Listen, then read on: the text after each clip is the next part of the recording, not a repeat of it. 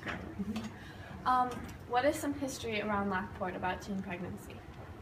History involved with teen pregnancy. Well, I went to school here. I graduated in '95.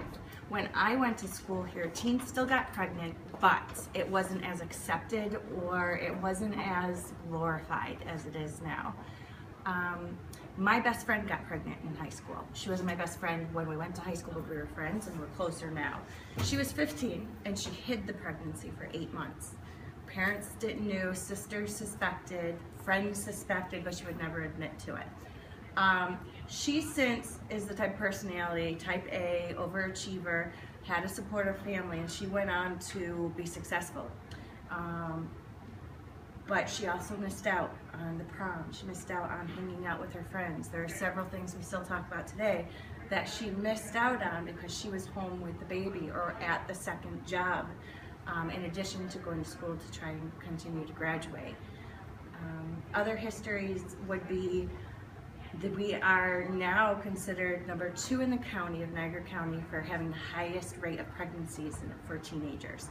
We are considered number 1 in the county for, when you talk about people at risk for STDs and pregnancy combined, number 1, even before Niagara Falls, because Lockport is secluded and the individuals are per se having sex with the same community group, because you have to go outside of the community and drive, say, half an hour to get to Niagara Falls, drive half an hour to get to Grand Island, to Antigua, 20 minutes, where other cities such as North Tonawanda have bordering cities that are closer and there's more mingling of teenagers rather than here at Lockport.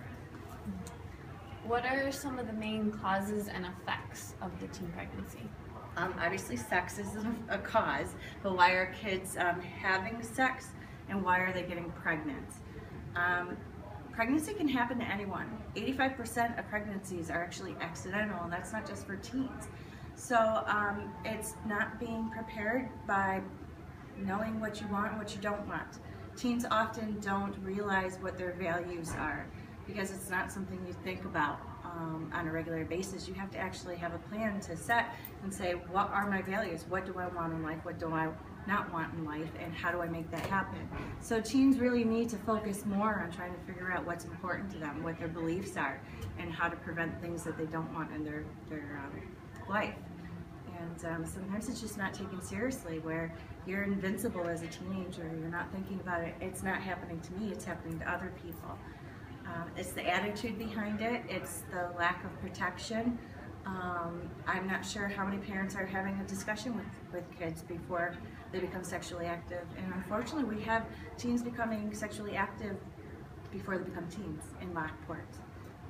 A lot of times that has to do with maybe the influence of older siblings that are in the house, lack of parents being home because they have to work. Maybe it's a single parent family. So we try to do our best at school, but it's kind of taken as a relaxed attitude because if we tell kids just not to have sex, that's not realistic. There's a lot involved with it in regards to more than just pregnancy, so we try to stress abstinence for the longest period of time possible. That's the cause, and the effect obviously is that your life changes.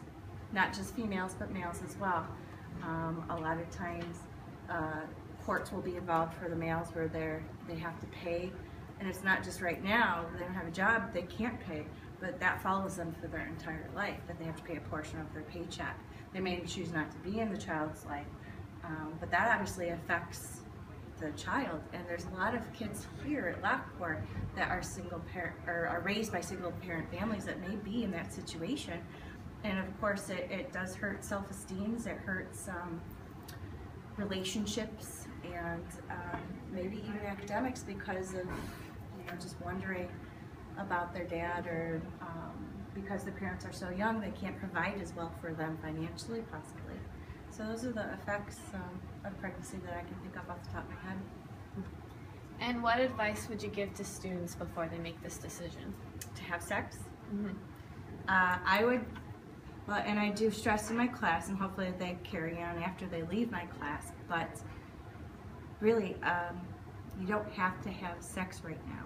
It's not something that you have to do just because you think everyone's doing it. Not everyone's doing it. Even if people did make the mistake and had sex, they don't necessarily have to continue having sex. It really complicates relationships, and people don't think about that emotional, mental side.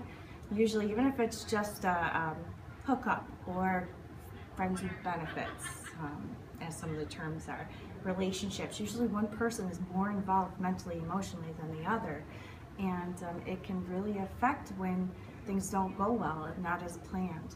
Pregnancy, scares, relationship breakups, it just becomes that much more complicated. Of course, STDs is always a concern. You want to avoid that if you can. And pregnancy, it can't happen to you if you don't involve yourself in that risk of having sex. Thank you. Thank you. Yeah.